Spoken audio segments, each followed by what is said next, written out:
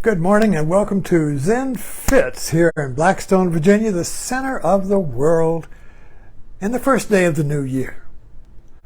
So, the title of this talk is Speak But Your Word and ... My favorite Catholic prayer is speak but your word and your soul will be healed. Speak but your word and your soul will be healed. And my favorite movie metaphor is The King's Speech. Did you remember that movie? I love that. In other words, the king had a stutter. And a therapist came in, maybe from Australia, I don't know where it was, but the therapist came in and worked with the king to get rid of his stutter, because the king can't stutter. So the king had lost his word. He was stuttered, his word was chopped up. His word was fragmented, you see. So we learned to speak his word with a capital W. Of course, this goes back to the Bible, in Genesis. I can't quote it exactly, but God is the Word and the Word is God. But the idea there is that God and the Word are one. Different, but they can't be separated. So what the word is a verb. It's not a noun. So if God is the word, then God is a verb. God is speech. God is the wind. Your word, speech. Speaking the word creates a world. When the first word was spoken by man, it created a world. Before the word, you have Helen Keller. She read her autobiography. She's able to describe what it was like to have no word, to have no language, to have no thought. Thinking is words. Thinking creates time. Think past, future, past, present, future are words, thoughts, ideas.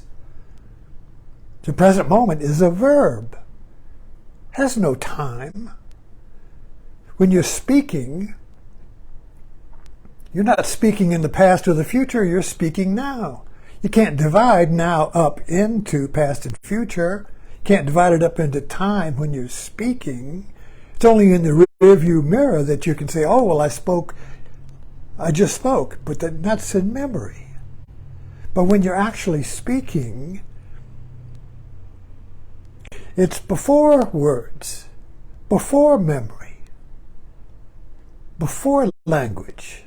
So Helen Keller goes back to that, and she remembers and accounts when she spoke or the first word.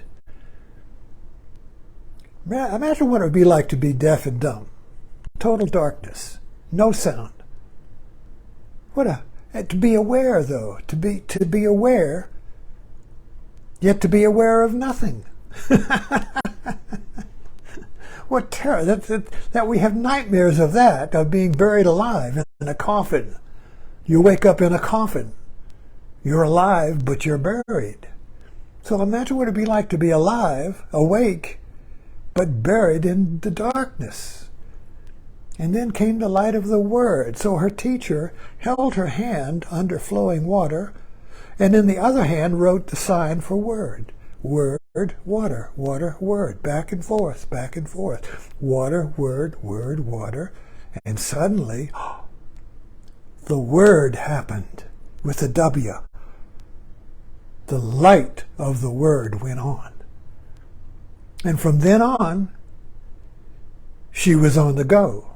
From then on, she began to learn. She began to explore. She began to be someone. Became quite famous. But it all started with that one word. So I think that is in the Bible, in that prayer. When you say, speak but the word and your soul will be healed, that tells me you speak but the word and you will be liberated from darkness. Speak but the word and you will be free from the nightmare of being alone in the darkness of and the alchemist always said, you know, our sun is a dark sun. In other words, it's very hard to explain this, so I'm kind of fumbling. But the word creates your world. The problem with the modern mind is that we've given our word away. The scientist speaks our word. The preachers speak our word. The government speaks our word. Our neighbors speak our word when they define us. The world defines us, and we allow it to speak its word. We've given our word away. We've given our creative power away and let the world create us. And then we feel like a victim. We feel in exile. We get angry and we go lashing out at the big brother or somebody, the government or the left, the right, the immigrants, whatever, the Jews, the blacks, the whites. Somebody took away my word. And so we get into detective groups to find out who did it, you see. So we get on political groups or religious groups that tell us they took the word away. The devil did it. Somebody did it. And so you get in a group who knows who did it. Now you can get together and fight to take back your word, you see. But it's all fragmented words. If you give your word away, what happens is that word gets fragmented into infinite numbers of words. The Bible of the modern mind is the dictionary. So everything exists because it's in the dictionary. And now, of course, it's Google. If you want to know if something exists, just go to Google. Google will tell you what it is, you see. Just words. So we're kind of like the academic who writes a paper quoting other people's words, footnoting the sources. So the footnotes to the sources is as big as the actual paper. So all he's doing is just sourcing other people's words. The reference is, he's not speaking the original word. Who speaks the original word today, you see? Everybody's commenting on comments. You write a post on social media, and people quote other words. They quote links to other words, videos, books, quotes, poetry, philosophers, whatever. Nobody speaks their own word. We just refer to other words, and those refer to other words. So it's just a mass link-up of words. We've lost the original word. We've lost the ability to create a world. We live in a created world. We live in a defined world. And that's causing the anxiety of the modern age. We want to get out. We want to break free. And if anybody gives a performance or demonstrates that they're free, we circle around them and create a cult. That was the Trump cult. He could demonstrate his freedom to create himself. He created himself. And that was attractive. You know, he wasn't like other politicians. He didn't let politics create him. He created politics. Of course, we now know it was all a performance, but and we were duped. We gave our word to Trump. So if you give your word to preacher, politician, cult leader, anybody, give your word to the neighbor who defines you and you get angry. Give your word to family members, a family who defines you when you get angry. You see, we've lost our word. We have to take it back. So we don't take our word back from the government, take back America. Basically, that's a metaphor for taking back your word. But you have to do it individually. You can't do it on a cruise ship. You can't take back your word on a cruise ship. You can't get to nirvana on a cruise ship. You have to go alone. You have to go by yourself. And you have to swim against the stream of words. You have to be a salmon.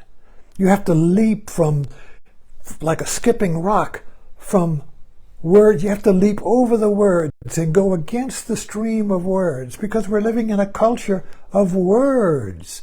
It's like an avalanche, a tsunami of words and information and images and ads and emails and political advertisement and commercial advertisement and medical advertisements and words. We're just drowning in information. And we're drowning in information because we've lost our word. So speak but the word, and your soul will be healed. So how do I find my word, you see? That's the big question. And that's why my playground is Zen, because it's really a playground where you can find your word. Because all of the Zen koans that I've come to love are little dramas about a monk who's lost his word. And he goes to the master to find his word. And the master demonstrates how to speak your word, but the monk doesn't understand. Or maybe he gets enlightenment. Maybe he gets enlightened because suddenly he was Helen Keller and the master had one hand under the water and the other hand he was writing your word. So what is the master writing in your hand that is your original word? He's writing, I am. I am. That is the original word. But it has no, if you're saying the word I am, that's just another fragmented word. I am is the word of God, or your word. So words separate us from God. So it's the God is a word, I'm a word, two words. But before God and me, before God and I, you see, what is the word that speaks from the soul or the heart, you see? That is the awakening word that is not a word. That is, in Zen, it's called knowing being. Knowing, I know, and being, though different, cannot be separated. Knowing is being, being is knowing. That is knowing before words. See, words create things. Words create the content of the mind. Words create the consciousness itself, you see. So what is before consciousness? I am. I am is before consciousness. And then when I am creates consciousness. I am creates the content. I am is I know, not what I know. So we get all lost in what we know, and then we argue about it. Well, I know this, you know that. It's all information. The I know, the indivisible I know, the unspeakable I know is asleep. So there's just words fighting words, you see, each one trying to be the last one standing, the last word standing, you see. But what is the first word? What is the word that created all these words? I am. And that has to be awakened when you see the illusion of words. When you finally see, and this is very difficult for wordy people like me, who love words, intellects, intellectuals, word. It's very difficult to see the illusion, the trap of words. But if you can see through it, you see, it's not that we have to get rid of words. We just see through the words. And what do you see on the other side? I am. Happy New Year.